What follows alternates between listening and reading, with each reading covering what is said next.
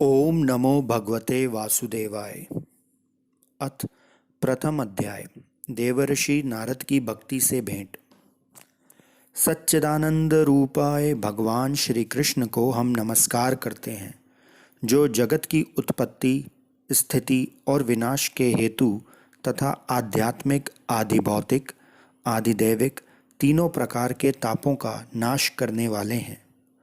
जिस समय श्री सुखदेव जी का यज्ञोपवीत संस्कार भी नहीं हुआ था तथा लौकिक वैदिक कर्मों के अनुष्ठान अवसर भी नहीं आया था, तभी उन्हें अकेले ही संन्यास लेने के लिए घर से जाते देखकर उनके पिता व्यास जी विरह से कातर होकर पुकारने लगे, बेटा, बेटा, तुम कहाँ जा रहे हो?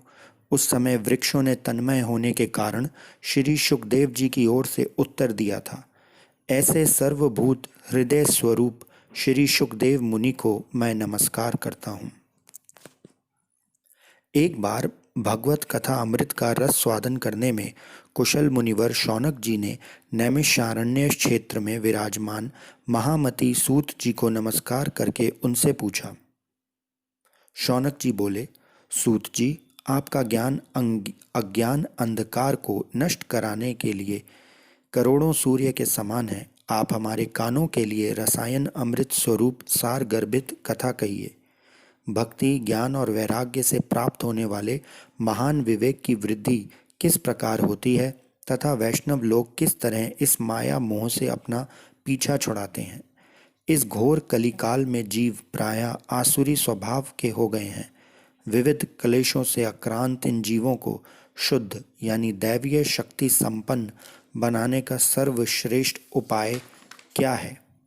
सूत जी, आप हमें कोई ऐसा शाश्वत साधन बताइए जो सबसे अधिक कल्याणकारी तथा पवित्र करने वालों में भी पवित्र हो तथा जो भगवान श्री कृष्ण की प्राप्ति करा दे।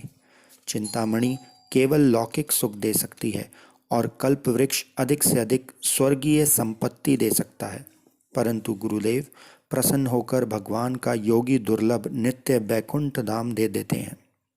सूत जी ने कहा, शौनक जी, तुम्हारे हृदय में भगवान का प्रेम है, इसलिए मैं विचार कर तुम्हें संपूर्ण सिद्धांतों का निष्कर्ष सुनाता हूँ, जो जन्म मृत्यु के भय का नाश कर देता है, जो भक्ति के प्रवाह को बढ़ाता है और भगवान श्री कृष्ण की प्रसन्नता का प्रधान कारण है। मैं तुम्हें वह साधन बताता हूँ, उसे सावधान होकर सुनो। श्री सुखदेव जी ने कलयुग में जीवों के काल रूपी सर्प के मुख का ग्रास होने का त्रास को आत्यांतिक नाश करने के लिए श्रीमद् भागवत शास्त्र का प्रवचन दिया है। मन की शुद्धि के लिए इससे बढ़कर कोई साधन नहीं है। जब मनुष्य के जन्म जन्मांतर का पुण्य उदय होता है, तभी उसे इस भागवत शास्त्र की प्राप्ति होती है। जब सुखदेव जी राजा परीक्षित को यह कथा सुनाने के लिए सभा में विराजमान हुए, तब देवता लोग उनके पास अमृत का कलश लेकर आए। देवता अपना काम बनाने में बड़े कुशल होते हैं, अतः यहाँ भी सबने सुखदेव मुनि को नमस्कार करके कहा, आप यह अमृत लेकर बदले में हमें कथा अमृत का दान दीजिए। इस प्रकार परस्पर विनिमय अदला बदली हो जाने पर राजा परीक्षित अमृत का पान करें और हम सब श्रीमद् भागवत स्वरूप अमृत का पान करेंगे। इस संसार में कहाँ कांच और कहाँ महामूल्य मणि तथा कहाँ सुधा और कहाँ कथा। श्री सुखदेव जी ने यह सोचकर उस समय देवताओं की हंसी उड़ा दी। उन्हें भक्ति शून्य कथा का अनअधिकारी जानकर कथा अमृत का दान नहीं दिया। इस प्रकार यह श्रीमद् भागवत की कथा देवताओं को भी दुर्लभ है। पूर्व काल में श्रीमद् भागवत के श्रवण से ही राजा परीक्षित को मुक्ति देखकर ब्रह्मा जी को भी बड़ा आश्चर्य हुआ था। उन्होंने सत्यलोक में तराजू बांधकर सब साधनों को तोला, अन्य सभी साधन तोल में हल्के पड़ गए। अपने महत्व के कारण भागवत ही सबसे भारी रहा। यह देखकर सभी ऋषियों को बड़ा विस्मय हुआ। उन्होंने कलयुग में इस भगवत रूपी भागवत शास्त्र को पढ़ने सुनने तत्काल मोक्ष देने वाला निश्चय किया। सप्ताह विधि से श्रवण करने पर यह निश्चय ही भक्ति प्रदान करता है। पूर्व काल में इसे दया परायण सनक आदि देवर्षि नारद ने सुनाया था। यद्यपि देवर्षि नारद पहले ब्रह्मा जी के मुख से इसे श्रवण कर लिया था, तथापि सप्ताह श्रवण की विधि तो उन्हें सनक आदि ने ही बताई थी। शौनक जी ने पूछा, सांसारिक प्रपंच से मुक्त एवं विचरणशील नारद जी का सनक आदि के साथ संयोग कहाँ हुआ और विधि विधान के श्रवण में उनकी प्रीति कैसे हुई? सूत जी ने कहा, अब मैं तुम्हें वह भक्तिपूर्ण कथानक सुनाता हूँ जो श्री सुखदेव जी ने मुझे अपना अनन्य शिष्य जानकर एकांत में सुनाया था। एक दिन विशालपुरी में वे चारों निर्मल ऋषि सत्संग के लिए आए। वहां उन्होंने नारद जी को देखा। सनक आदि ने पूछा, ब्राह्मण, आपका मुख उदास क्यों हो रहा है? आप चिंता आतुर कैसे हैं? इतनी जल्दी जल्दी आप कहाँ जा रहे हैं और आपका आगमन कहाँ से हो रहा है?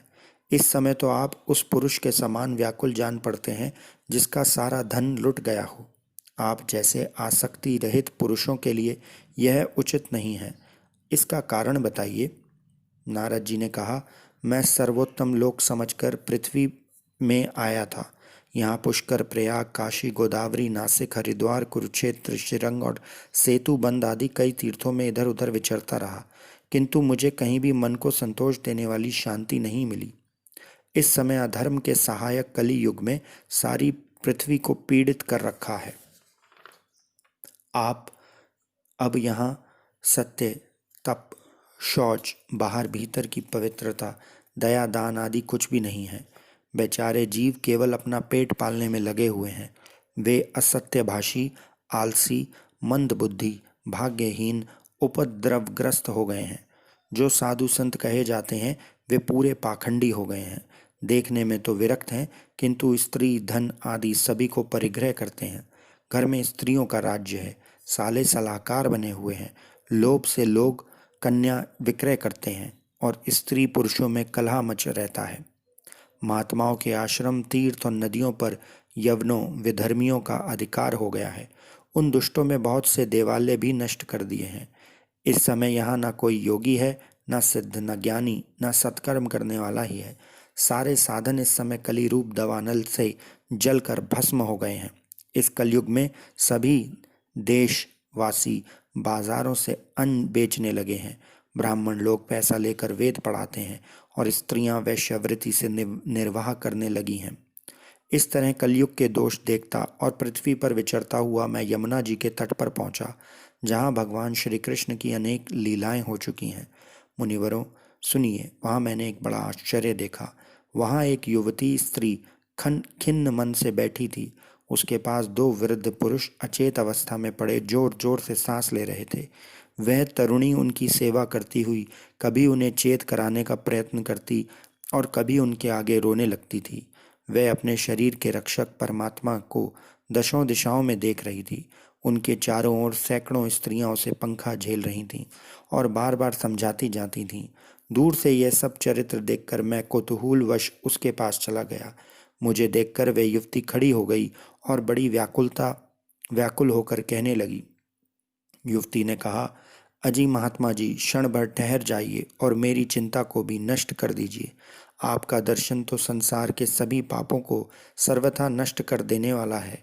आपके वचनों से मेरे दुख की भी बहुत कुछ शांति हो जाएगी।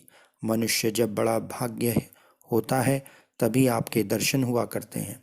नारद जी कहते हैं, तब मैंने उस स्त्री से पूछा, देवी, तुम कौन हो? ये दोनों पुरुष तुम्हारे क्या होते हैं और तुम्हारे पास ये कमल नयनी देवियां कौन है? तुम हमें विस्तार से अपने दुख का कारण बताओ। युवती ने कहा, मेरा नाम भक्ति है। ये ज्ञान और वैराग्य नामक मेरे पुत्र हैं। समय के फेर से ही ये ऐसे जर्जर हो गए हैं। ये देवियां गंगा जी आदि नदियां हैं। ये सब मेरी सेवा करने के लिए ही यहाँ आई हैं। इस प्रकार साक्षात देवियों के द्वारा सेवित होने पर भी मुझे सुख शांति नहीं है। तपोधन, अब ध्यान देकर मेरा वृतांत सुनिए। मेरी कथा वैसे तो प्रसिद्ध है, फिर भी उसे सुनकर आप मुझे शांति प्रदान करें। मैं द्रविड़ देश में उत्पन्न हुई, कर्नाटक में बड़ी, कहीं कहीं महाराष्ट्र में सम्मानित हुई, किंतु गुजरात ने मुझे बुढ़ापे ने आ घेरा। वहाँ घोर कलयुग के प्रभाव से पाखंडियों ने मुझे अंग भंग कर दिया। चिरकाल तक यह अवस्था रहने के कारण मैं अपने पुत्रों के साथ दुर्बल और निस्तेज हो गई। अब जब से मैं वृंदावन आई तब से पुनः परम सुंदरी सुरूपवती नव युवती हो गई हूँ, किंतु सामने पड़े ये दोनों मेरे पुत्र थके मांदे दुखी हो रहे हैं।